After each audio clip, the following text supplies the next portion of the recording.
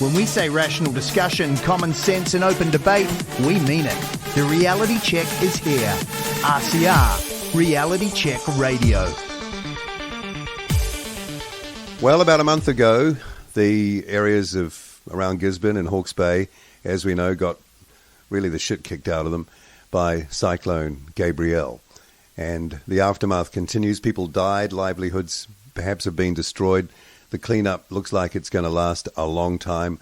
The buildup of silt is just incredible. The pictures we've seen, the stories we've heard have captivated our imaginations, and our thoughts have been with those people for the last month or so. How bad was Cyclone Gabrielle, and where does it sit historically? And an investigative journalist, you've heard the name, Ian Wishart, has been looking into this. And to talk about what he found, the work he's done, and also where we are at now with the whole thing, he joins us on Reality Check Radio. Ian, thanks for coming on. It's great to be able to talk to you. Thanks, Paul. Thanks for having me. Okay, now we haven't met, just quickly, but I used to listen to you on Radio Pacific a lot, okay, and back in the day, and I used to work for them, but out of Wellington for a year or so, and it might have been, it was mid-2000s, it might have been when you were there, but I never got the chance to get to the Auckland studio to meet you, so it's great to meet you now. Thank you. All right, so we were all following this Cyclone Gabrielle story. Obviously, it got the attention of the nation, and I would say you included, right? Yeah, it did. I mean, anyone who lived through the weather events of the last 3 to 4 months would have, asked some questions, given the media's insistence that it's all climate change related. And certainly we've had some big weather events. But what I wanted to do was go back and actually compare recent events with historic events, because if you're going to make claims that our weather is getting worse, the obvious question is worse since when, and worse from what baseline? And I found out that that data didn't seem to exist in NIWA. So I went back to papers past, all the old newspapers reporting stories since the 1840s, and dug through the weather events of the time, and found, I had to narrow my search down to 1868 really through to 1890, a 22-year period, because there's just tens of thousands of weather events in the Papers Past database, and you'd be there forever. But I narrowed the search down using search terms looking for the word barometer and 28, and the reference of that is that Cyclone Bowler was a big storm in 1988. It registered 29 inches of mercury, or 982 hectopascals in modern terms. And all the old newspapers use inches of mercury, so they didn't report hectopascals. So I searched for 28, which is anything obviously with a 28 in front of it. And I found that of 24 major systems that I could see in the 22-year period, 1868 to 1890, of those 24 big storms that were bigger than Cyclone Bowler, the only 4 were entered into NIWA's historic events database, which meant that 83% or 20 big storms were missing. So that raised obvious questions about the quality of NIWA's historic climate research database, and it also made me take a long, hard look at the actual big storms of the past themselves. Because the Cyclone Gabrielle, at the stage I began the research, NIWA had just issued a preliminary study saying that Cyclone Gabrielle had reached a barometric low of 963 hectopascals, which might sound like gobbledygook to listeners, but that's how storms are measured. In the old days, as mariners sailed the seas, the barometer was an early warning system for them as to when a storm system was coming in, because the atmospheric pressure would start to drop. And 963 was certainly a decent-sized drop, so it was a big storm. I mean, Cyclone Bowler was 982, as I said, and Cyclone Giselle, the Wahine storm in 1968, was 968 hectopascals. We've had a couple of big storms recently with Gabrielle, in theory. But what I found was that Gabrielle barely made it into the top 10 of storms between 1868 and 1890 as a comparison. That in fact there were 5 or 6 major storms much, much bigger than Gabrielle in those years alone. And I found that we were being hit in New Zealand with a cyclone bowler-sized cyclone or storm more than once a year on average during that period. Now, to give you an example, NIWA's research says we've only been hit by 3 storms of that size since 1968 in New Zealand. So that's, coming up nearly 50 years, 45 years or so. So the implications for climate research are serious, because you can't possibly claim that Gabrielle is a massive storm historically, if in fact it's not, if it's a minor player in New Zealand's historical scheme of things. So that's where that research started to lead me. Did you have any sort of gut feeling or inkling that you might, find something along the lines of you've just been explaining? Was there something was there a little, light bulb going off? The event that triggered me was because we live on a lifestyle block here in North Auckland, and the 27th of January cloudburst weather bomb that drowned Auckland and created all the flooding issues was also tagged as an example of climate change causing these storms. And I live in an area that gets hit hard. And I started going back through Harpers Pass to see what flooding had hit Auckland in the past. And I found, for example, in 1924, that Kaipara district, just north of Kaukopakapa and Helensville, had been whacked by 356 millimetres of rain. That's 14 inches in the space of 5 hours back in 1924. Now, to put that in perspective, the 27th of January storm in Auckland dropped about 241 millimetres in a day on Auckland. So we've been hit by much bigger in our low carbon, colder past. So I knew that Harpers Pass was going to be a treasure trove. I just didn't realise how much of a treasure trove it actually was till I started looking. I want to ask you how that felt as that unfolded before you. Now, NIWA. What is NIWA? NIWA is a Crown Research Institute that was created in 1991. And it is in competition with the Met Service. It is, in theory, a climate change research agency. So it's there to advise government departments, councils and major corporates on issues around climate change and preparation for climate change adaptation, and produce the research for that. And so since 1991, that's what they've been doing. Now, you would think that an agency tasked with investigating climate change, the first thing they would have done in 1991 was go back through all of the old records and all of the old reports and work out exactly what New Zealand's climate used to be like, so that they had a baseline from which to base any further research and know whether things are getting better or worse. They didn't do it. They've never done it. And that's the shocking thing. They've been issuing all these reports and media statements saying bigger since records began ad nauseum, and they haven't actually looked at the old records, which is a scandal in and of itself.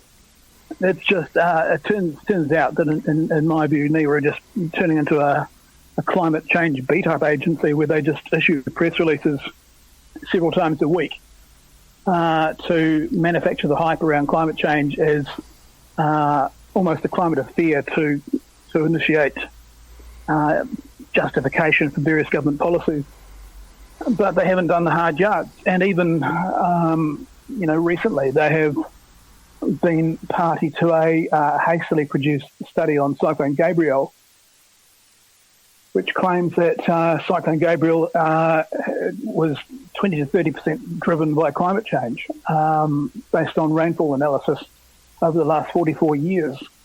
And I look at that, and I've done the Climate Affair Part 2 report, looks back as far as 1840 in terms of rainfall, actual observational data, not 44 years back to 1979, but going back to 1840.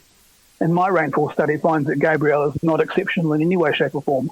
We've had much bigger storms, much bigger rainstorms But NIWA gets away with this rubbish because they haven't done the hard work and the media believes them. Well, it's just a shocker. You say they haven't done the hard work. This is, if we're to believe, the hype, let's say, an eminent scientific institution of state. How could they not do the hard yards? Isn't that what their fundamental mission is? Can we explain that? What are your views on that? Yeah, I think it's a massive scandal. They haven't explained it. They say it's all too hard to validate and it takes time and resource. As I said, they've had effectively 30 years to do it, and it hasn't been done. And the upshot of it is that, they've been getting away with it for 31 years. The media have been swallowing the press releases for 31 years. And it just took a journalist with a question in his mind and a keyboard and research skills to go back and say, well, hang on, what's the truth here? What was our past climate like? And the reality is our past climate was far more extreme, far more violent than we are seeing today. My heart goes out to people who've been hit by Cyclone Gabrielle and the January flooding because there's no question that a storm that takes away houses and lives and so forth is a devastating storm, particularly to those directly impacted by it. And our own driveway has suffered some consequences. It's going to cost us tens of thousands of dollars to fix, so I have some sympathy. But the morphing of that into a climate change poster child is a crock because they haven't done the work and they've never done the work. And it's just, they're starting to be caught out. And it's so critical because if we can't trust, this is another example, if we can't trust the government agency to tell us the truth about scientific issues, then how on earth can we trust the science? It's a sad state of affairs for New Zealand, really. You've got to ask also the scientists themselves. Surely they're scientists because they're curious and they're data-driven. That's fundamental to it. Do we have any idea that this is a policy to bury data that doesn't fit a narrative? Have these scientists forgotten what being a scientist is all about? Thoughts on that? Because I'm confused. Yeah, we can speculate. We can't know what's inside their heads. What I do know is I spoke to one climate scientist at Victoria University who's a lead author on the UN IPCC reports, David Frame. And he conceded to me in a Twitter discussion that we had a few days back that the problem, as he sees it, is that NIWA has not done the hard work on our past climate and has instead spent its research dollars on much sexier projects which involve overseas travel, like going down to Antarctica for weeks on end and drilling into ice cores. So he says we spend a fortune on climate data research internationally that's of little relevance to New Zealand, and we've spent what he called a pittance on studying New Zealand climate data. So I don't know whether it's malicious intent at NIWA that they know what the data is going to tell them. They choose to look the other way, or whether it's sheer incompetence, or whether it's just the lure of overseas travel perks and attending the big conferences and putting it with the big boys overseas. But then possibly a combination of all three. But the reality is that you can't trust climate stories coming out of NIWA or the media now. It's just an absolute dog's breakfast. Yet they have the confidence to make claims that can be, debunked is the word, by an investigative journalist looking out the window at home and asking himself a few questions. And, okay, it's a deep dive, but, it wasn't an impossible job for you. The data was all there. If you could find it, they could. It kind of beggars belief that they wouldn't have, even anticipated someone like you doing this at some point. They must have been so secure in and I don't like the word narrative, I'm getting tired of it, but in their story, that they really didn't think there were any threats to it at all, and then you came along. Thoughts on that? Yeah, well, again, it's been created by a culture of media acquiescence to the climate change edict. I mean, the media have said publicly, we are not going to debate the issue of climate change, so they become less critical. They just abandon their critical thinking skills, and you can see it in reports over the last few weeks. The media have seen the Climate of Fear Report 1 and 2. Mm. And they've seen my statement debunking NIWA's explanations for why they messed up. And what were those explanations? Sorry to jump in, but what were those explanations? You might have mentioned them. I missed them, but what are those?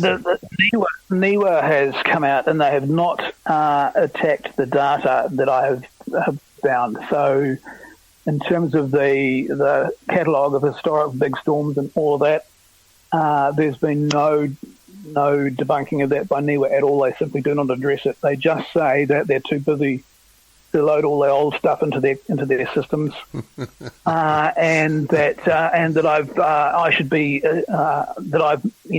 confused their public database with their internal one, and that I should trust them that they know about these events and so forth. But the reality is they don't. I was in a Twitter debate with NIWA senior scientists before I published the report and raising some of these examples, and they just simply didn't know about them. They went away and they came back and said, it's not in our database, we can't find it, you're wrong. And so the reality is NIWA's database is, as I said, an absolute dog's breakfast. So they're on a hiding to nothing, and then you get this recent study saying that Gabrielle is definitely a climate change-fueled cyclone, with up to 20 or 30% of it caused by climate change, because they've looked at the record for the last 44 years. And I'm thinking, 44 years, good grief. It takes us back to 1979. I've done studies that go back to 1840. And you Muppets aren't reading the studies, and you're just ignoring it. And I think this gets back to your original question, how does it happen that this continues? They are so confident that if they just keep on repeating their spin every single week, that they know that the mainstream media will continue to repeat it, because the mainstream media have drunk the Kool-Aid and they just will not publish anything that challenges the storyline. And NIWA know that over time, if you repeat a lie often enough, it just becomes accepted. And people assume that because it's still being repeated, that it must be true and the controversy's over. So they just like to tough it up, and they will continue to do so. Do you think they actually believe it, though? I mean, how could you believe what you're saying there? Or have they convinced themselves somehow? I think it's an amount of self-delusion. I mean, you get what's called noble cause corruption, which is where basically translates as the end justifies the means. So if you sincerely believe that climate change is taking the world to hell in a handcart, and that we're all going to die and all species are going to become extinct and we're going to have cyclones every second week. If you genuinely believe that, then you believe that it's not important to look at the other side or give the other side any oxygen. You're just going to look for the evidence that supports your story that you want to push because it's so urgent. And so these people genuinely believe that they're doing the right thing. Just like the media genuinely believe that they're doing the right thing and refusing to debate the science. And it is a form of corruption. It's not how science is done. The reality is, if you're going to claim that our weather is getting worse because of climate change, it's a very easy thing to work out. You just establish a baseline. You say, okay, what was our weather like in the past before there were cars or SUVs? How bad was our weather? How extreme was our weather? How frequent was the extreme? And you work that out, and you say, okay, back in the 1800s, we had X number of storms of X size, and this is what we're getting now. And if the trend line then shows that our storms are getting bigger and more frequent now, then climate change, in theory, is proven.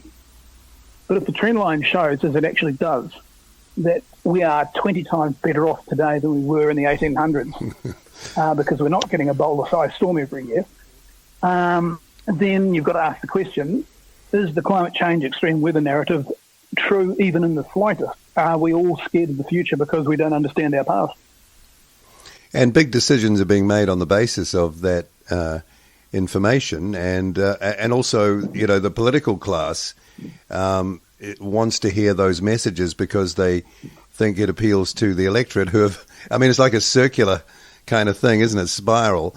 We've been set up, it seems to me, for quite some years to believe that weather events will become more severe. That's what, probably in the last decade, maybe a little less, but that comes up a lot. And I guess this attitude of NIWAs or being very loose on the data helps promote that message. So this has been building for quite some time, right?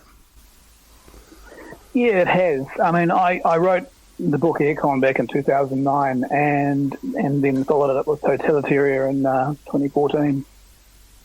And essentially, when you look at the political side of this, there's an element and desire in a section of the global community that wants to control people big time. And again, they genuinely believe that they're doing it for the right reasons. They're deluded, but that's what they believe. So climate change and selling an environmental threat became a means to an end, because if you can set up global restrictions and the need for global government on climate rules and regulations, then your mechanism is then in place to expand the operation of that system and have far more control and in the hands of the elites, who of course know best how to run the place. So it's a story of human greed and power and control. That's what it comes down to.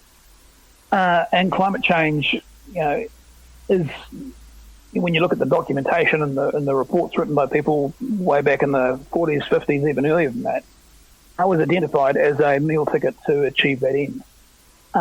Nuclear war was another one, and there's been some other scares as well. There's the debate about pandemic. The pandemic, if you like, was an example of how global control could be rolled out, but it was always of a limited time frame. As the pandemic ends, then people say we want our rights and freedoms back.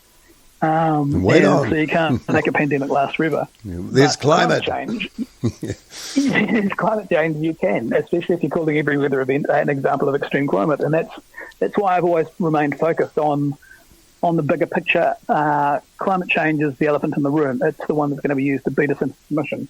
I would go where the evidence went. If I looked at the evidence and genuinely believed that climate change was not only real, but it was dangerous and was going to keep causing massive extremes of weather, then I'd be singing a different song. But I'm not seeing that. I'm seeing that our cold, low-carbon past was far more violent. In the Climate Affair report, the first one that I released, there's eyewitness testimony from people in the town of Greymouth who watched as the sea took away 50 of their buildings in one storm.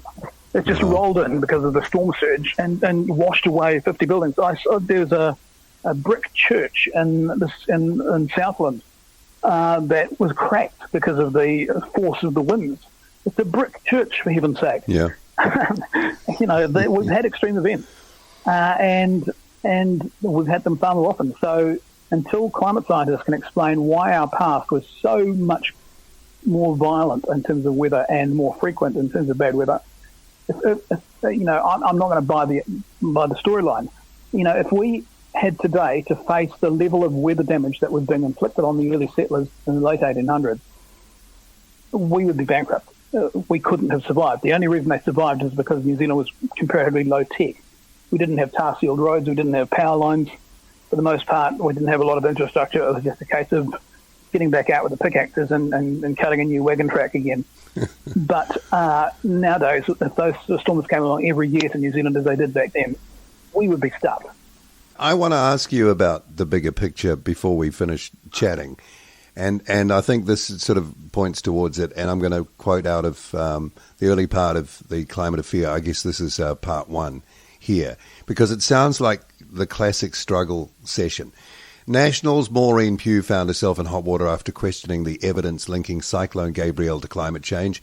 And you say, in a masterclass of Media Gotcha 101, News Hub's political editor Jenna Lynch quickly lined up Greens co-leader James Shaw, assorted climate scientists and lobbyists, and even Nationals leader Chris Luxon to scornfully force Pew into a climate come-to-Jesus moment, you say, where she publicly, and we all heard this, publicly repented of her sin in daring to question the daily media assurances that humanity's greenhouse gas emissions are a major contributor to New Zealand's summer soaking.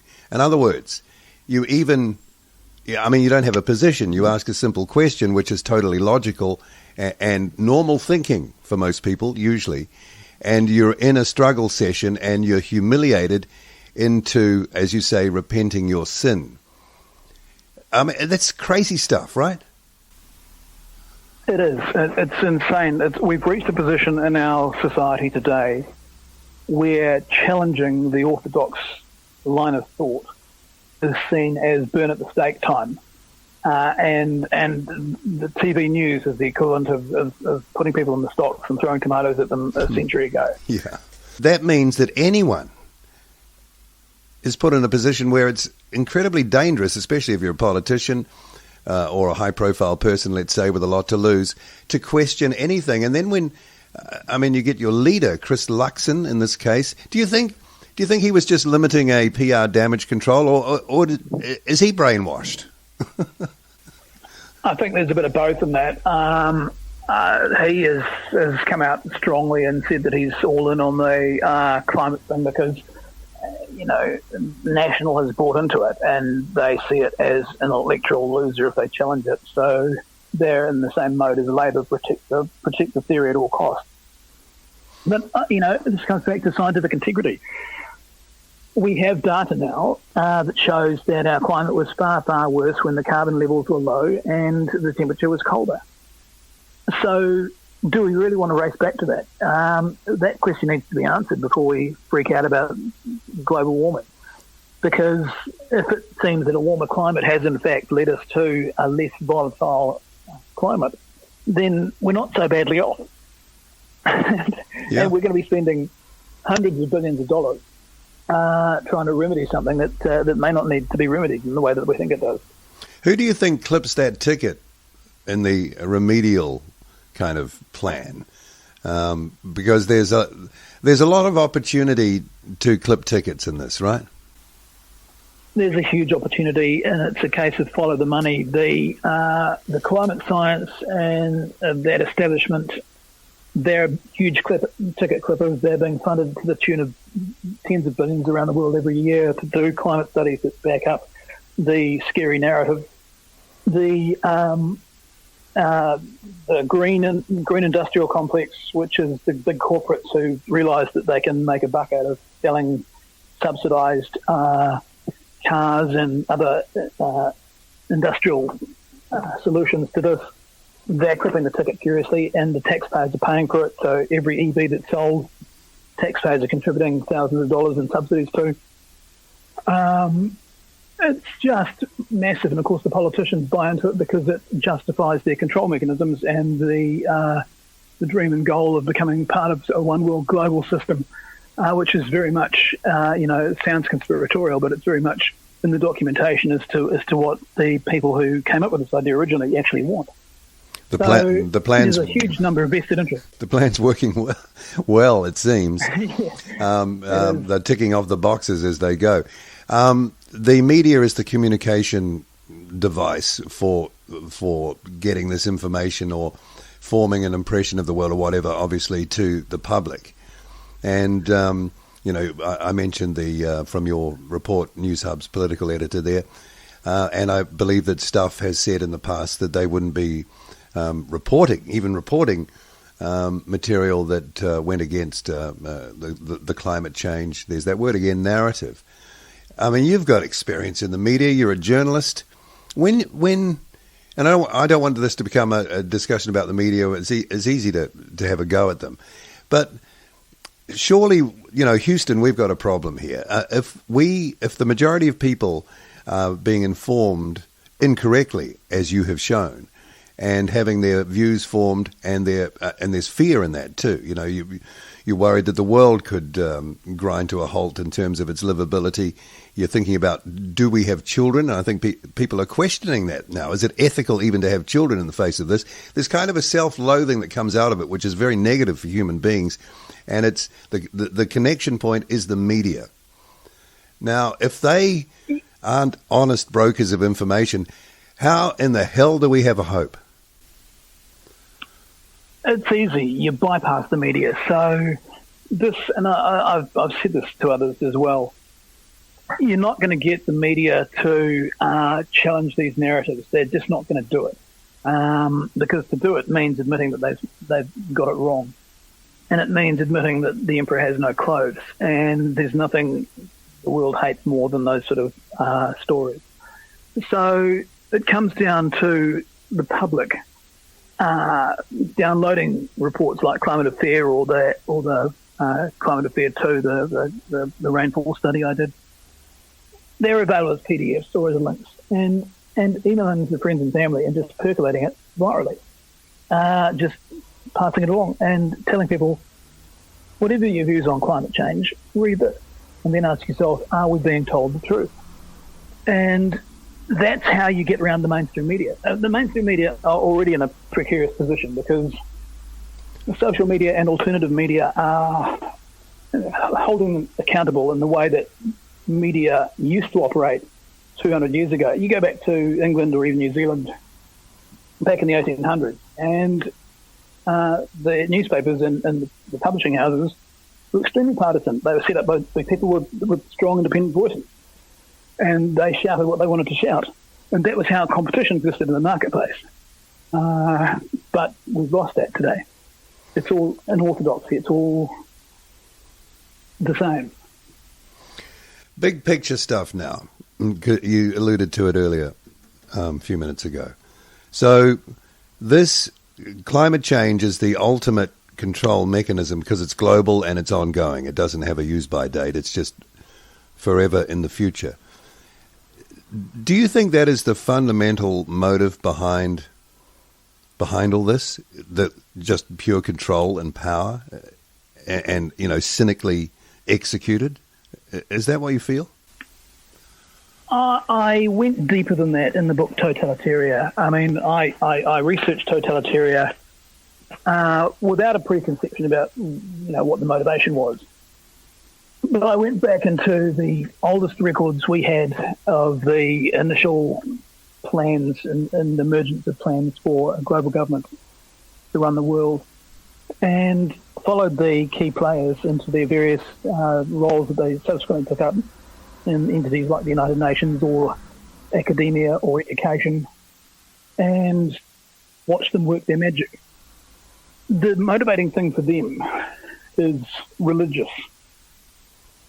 They are almost without exception a type of New Age belief with a touch of occultism thrown in, and they genuinely believe, and believed at the time, and their disciples who moved into the United Nations and did so as well, believed that they could create a religious transformation of the world and prepare it for what they called the return of the coming one.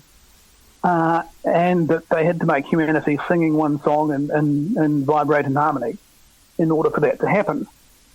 And they identified that environmental issues and war issues and so forth were key ways of getting the public on board if they could manipulate those fears and concerns.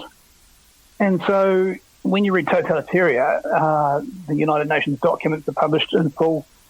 You can see the thought process that goes through. You can see the motivation. So does that mean that every single person who's working in this field today is a religious nutbag? No, it doesn't. But it means that they're part of a movement, a zeitgeist, a wave of consciousness through the planet that thinks that it's doing the right thing. And again, it comes out of that noble cause corruption. Now, it doesn't matter what people believe, except when beliefs are effectively forced on others who may or may not agree with them. And In this case, if you're going to make an issue out of climate change as a mechanism for world control, then you need to be right on the facts. Is climate change as serious as claimed? Does it justify global action? And what are the implications and costs? So I have tended to delineate between the total motivation of the original plans for this mechanism, this movement, and the people on the ground just doing the research who don't, the people who Lenin would have called useful idiots. They're just part of the system that is bringing it in. And most of them wouldn't have a clue about the background to the sort of religious dimension of it. But they've just bought into it because the argument to them sounds convincing about the need for action. So this is why it's important for people to arm themselves with reports like Climate Affair and just circulate them to friends and family continually and say, well, if NIWA had an answer to this, then they should lay it out. If they've got evidence that our climate was fantastic in the past, they should lay it out. And the fact that they don't and just snipe around the edges with kind of trivial stuff maybe shows you their position, whether they're wearing clothes or not. Yeah, exactly. The truth of it is that if I was wrong, then every single major newspaper article from the 1800s was wrong, and the people who saw these storms in towns being washed away and burnt to the ground in droughts and so forth were making stuff up. Of course they weren't. Those events really happened. That's why NIWA was not attacking the data. They just don't want people to become conscious of the data because it interferes with the narrative. So, and the media aren't going to tell you. So this becomes people power. The weapons are there. People can circulate them. People can debate them. People can send them to their school teachers. People can get their kids to raise them an NCA argument. It's just about using these things rather than waiting for somebody else to lead you through it. It's just about using the tools at your disposal. Yeah, that requires a bit of courage, and what do they say? Courage is the virtue that all other virtues are built upon, or something like that. And it seems to me that a lot of people, and I can understand why, lack at the moment maybe that kind of courage. Just going back to what you said before, describing the origins of this. This is a multi-generational project that sort of kept its energy in it all this way. I got to ask you this question. I mean, in your mind, is it a force for good or a force for the opposite of good? I mean, is this sinister? Is this something that is so big picture that we need to ask that fundamental question? I think we do need to ask that fundamental question, and I asked it in totalitarian. You have an entity that and what became Theosophy with Helena Blavatsky and Alice Bailey and so forth, which came up in the 1870s. Blavatsky claimed to have heard from a 2,000-year-old spirit entity that said, you must prepare the world for the return of the coming one, who we call Lucifer. And the planet has to be singing in harmony on these issues, and you must go into the churches, you must go into the religions, you must go into the schools, you must go into the universities, and you must lay the groundwork for bringing about a change of heart amongst the human people. And so that's the original religious motivation of this thing. It's something that you can take or leave. But the reality is humanity has always moved for spiritual causes. And this one is in every aspect of our planetary life. If you're in corporate life these days, you get workshops, training workshops, which incorporate elements of these beliefs. The school curriculum is full of these beliefs disguised as education. So we are generating, new generations of kids who are already indoctrinated with this stuff by the time they leave school. And they just get it repeated at them when they go to university. I mean, the debate over spiritual issues in science is an example of where this is going. So, big picture, I can't claim to speak for anybody else. I can only rely on the research that I've done and say call it what you like, conspiracy theory or whatever. But the documentation is there, the quotes are there in the UN's own documents, and it's a mechanism they've chosen to ride to the finish line as hard as they possibly can. Is it true? Well, people can make their own minds up, but it's a motivating force, definitely. Okay, so to sum up now, your work has been out for a bit of time now, and we've been aware of some of the reactions.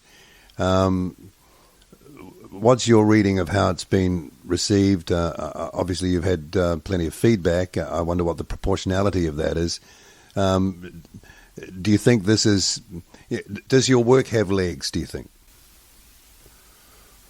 Oh yeah, the work definitely has legs. As I said, the Climate Affairs reports 1 and 2.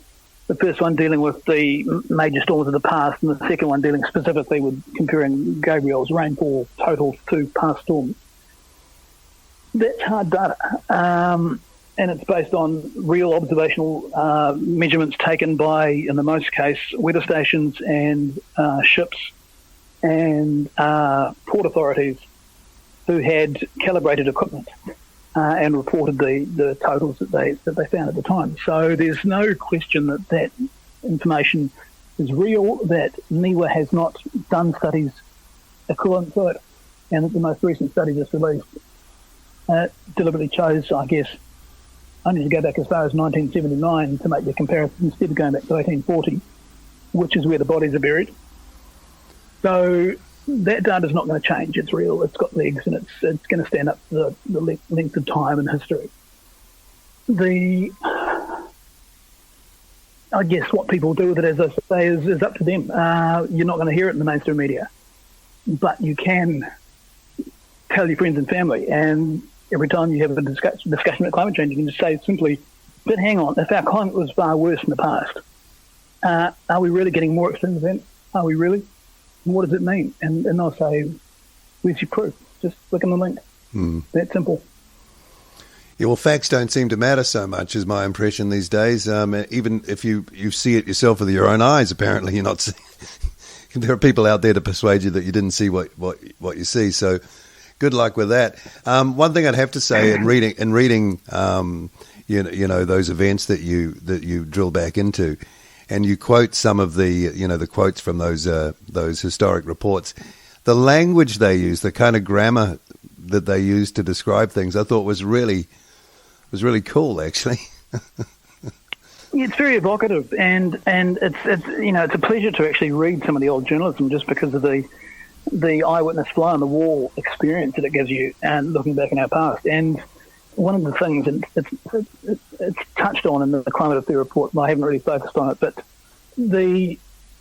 if you go back in the paper's past, there's huge debate about climate change 150 years ago. Wow. They're saying our climate's changed since we settled in New Zealand, and it's gotten worse and all the rest of it. And it just shows that people have always been fascinated by the weather. We don't know why climate changes over time, and the reality is our lifespans are so short geologically that the significance of a major weather event in our living memory is probably nothing. It's just Earth moves in cycles. And even our scientists don't fully understand why it is, and NIWA hasn't done the research to figure out why. But the data is there. We were 20 times more violent than we are now back in the 1800s in terms of weather.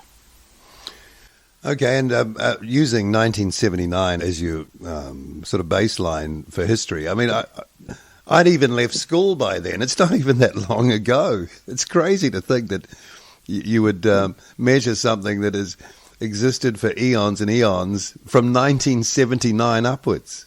It's crazy. Well, to give you an example, the study that has cited that, which is done by some people from NIWA, University of Waikato, and some people overseas, makes the point that Gabrielle might have had a total 2-day rainfall of about 600 millimetres of rain across 2 days.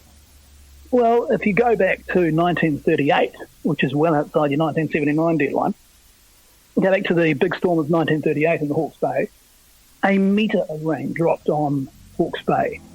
1 metre, not 620 millimetres, 1,000 millimetres. And that was a time of low carbon and cold temperatures. Even just looking at that storm alone, you couldn't say that Gabrielle was caused by climate change if, in fact, our natural weather was much more violent as recent as 1938. But that's the mythology that they're selling us. They just ignore the past. Easier that way, I suppose. Ian, look, I've really enjoyed the chat. Thanks for making time for us. I'm going to be really fascinated to see how far and wide, in the sharing and the other, I guess, social media channels that both parts of Climate of Fear, how far it'll go and the sort of interest. And there's been a lot already, obviously, that will be generated by it. Great work. Thank you for talking with us. And let's keep our umbrellas handy because it's going to rain again, isn't it? It is going to rain again. And it is, the Climate of Fear report is just it's a ticking time bomb. It's a depth charge. It's a torpedo. It's under the radar. It will just continue to hit as long as people keep firing it because the data is real. It's not going to go away. So we just have to be armed. We are getting some big rainfall events, but they're not out of the range of natural variability from the past. So it's important not to freak out about it. It's important to build better and build smarter. How likely is it how likely is it that the next big event they'll say the same thing? Oh, it's guaranteed. They're looking to make every single event a climate change caused event. They're basing it on a garbage in, garbage out computer model that says that if you warm up the oceans, you're going to get X amount of rainfall. So if we say the oceans are warm because of human-caused climate change, then we can attribute a percentage to that, and that's what they've done. They've attributed 20 to 30% of the rainfall of Gabrielle to human-caused climate change. But the irony of this particular study that they've just done that with is that they've admitted in the press conference that even their own computer models aren't backing them up on it. So they're sheepish in saying it's a mixed result. We're convinced that climate change is doing it, but the computer models don't agree. It's an ongoing controversy, but again, you just have to keep holding to the truth and just cling to the facts and remind yourself that these things happened before and our ancestors had it far worse. As you're talking, you reminded me of some of the this thoughts just come to me of the language used and it, again, words are powerful. River of what is it? Rainfall or river of water in the sky. I've heard river, that term used. Atmospheric river. Yeah. Atmospheric river. So already you're visualizing this sort of this powerful river of water coming towards you and danger.